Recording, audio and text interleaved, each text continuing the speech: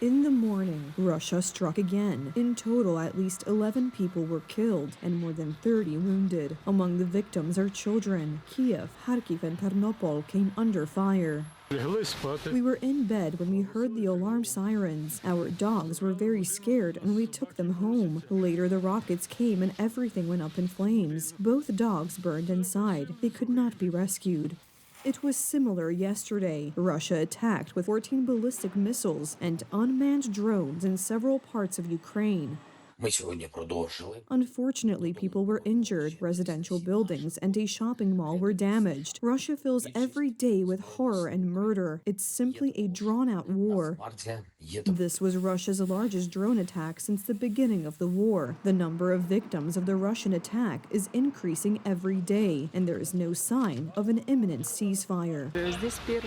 I tried to persuade my daughter to come to us. After all, she lives on the 8th floor in Kyiv, and here is the 1st floor. She said, "No, Mom, I won't come." And thank God she didn't, because the rocket hit the place where the children's rooms were.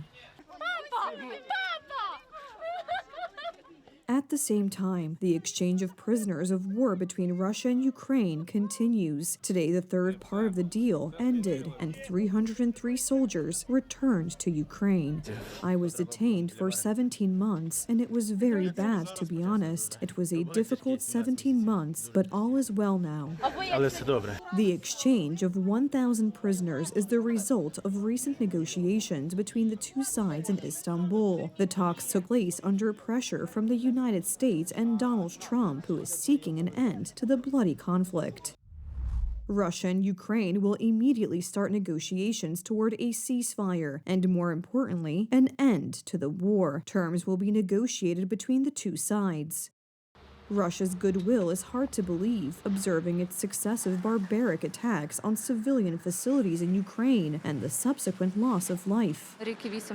This is impossible to forget. I can still hear the bang of the explosion and the cry of the child from the lower floor. I went out barefoot on the glass. I didn't even notice it, but it may have saved my life. Talks and an end to the conflict are being pushed for by the United States, mediated by Turkey among others, as well as the Vatican. It could even take place in the coming days, after the completion of the exchange of 100,000 prisoners between the two sides.